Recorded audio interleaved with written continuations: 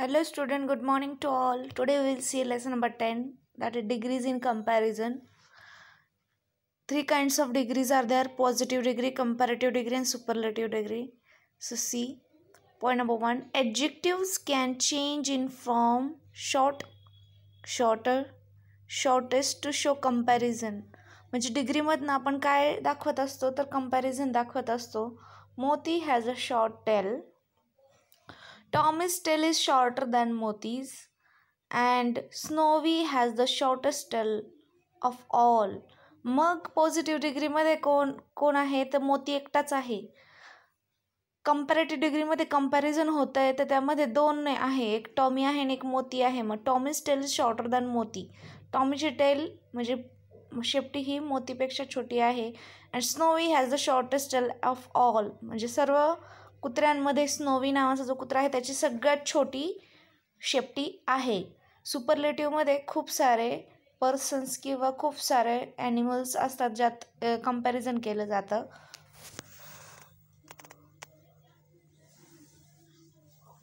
Point number 2, in the first sentence the adjective short simply shows a quality. It is an adjective in the positive degree. यामध्ये काय होतं काय की त्यांनी quality दाखवली की त्याची टेल कशी आहे ते.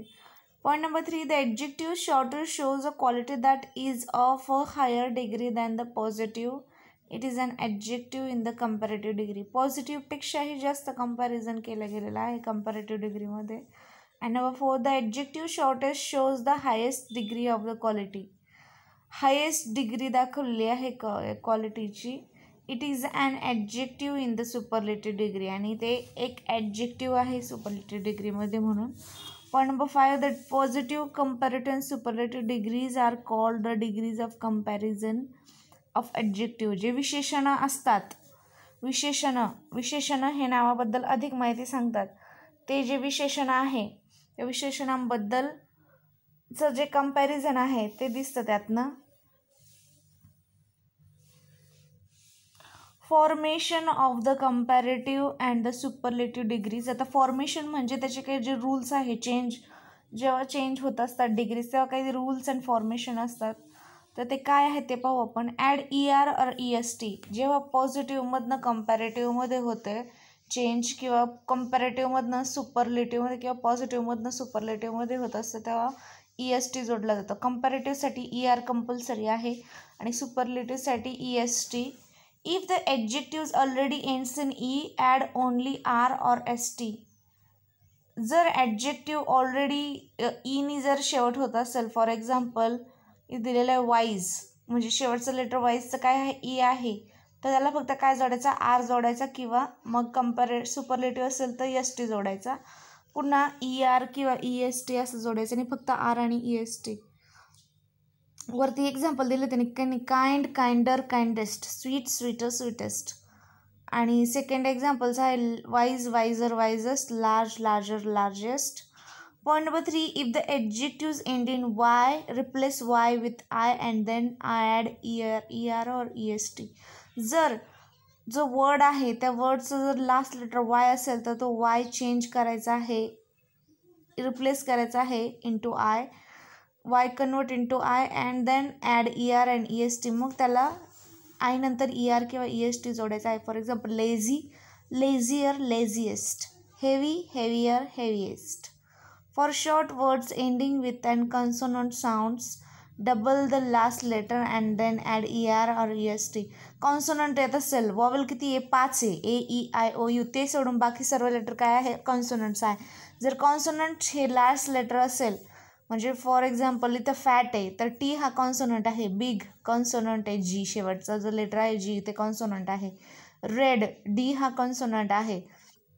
तर हे जे वर्ड आहे ते जर येत असतील तर काय करायचे, ते डबल करायचे ते लास्ट लेटर आणि मग ER आणि EST जोडायचं. फॉर एक्झाम्पल इथं fat, fatter, fattest. Big, bigger, biggest. Red, redder, reddest. Point number 5, for adjectives of more than 2 syllables and add more or most before the word.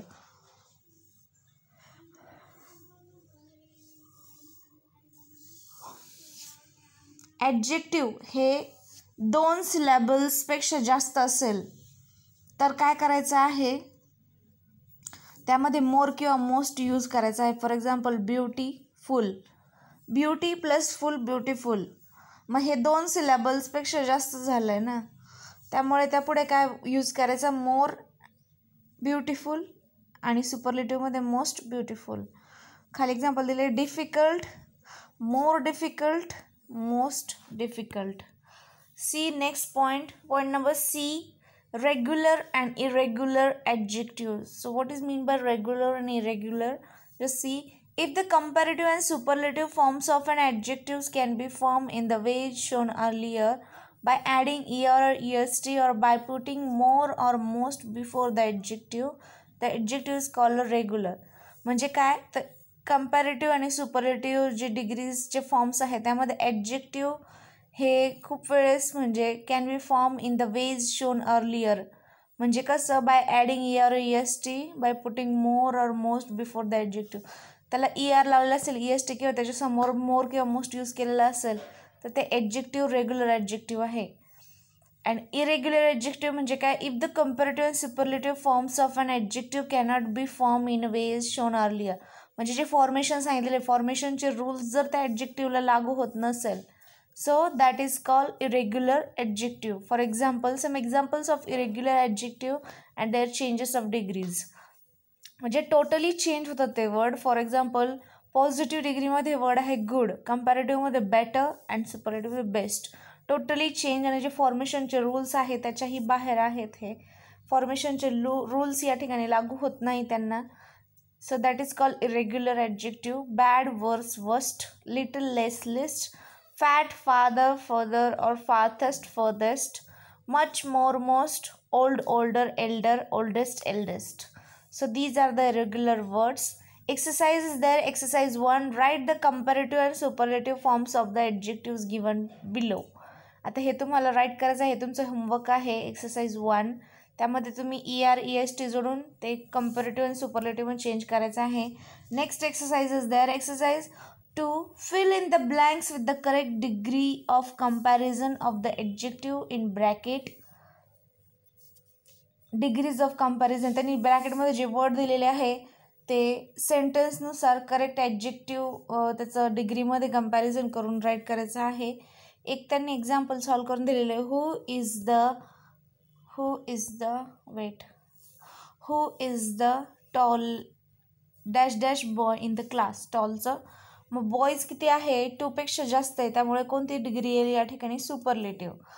Tallest boy in the class. तर अशा पद्धतीने हे change करायचं आहे. आणि हे दोन्ही exercise तुम्हाला सॉल्व करून व्हॉट्सअपला सेंड करायचे आहे मला. Okay, so you just complete this 2 exercises. If you found any difficulty, just see back side of the book which difficult sentence are there, so answers are there of that. So you just see and write correct answers and send me photo. Okay, have a nice day, take care, bye.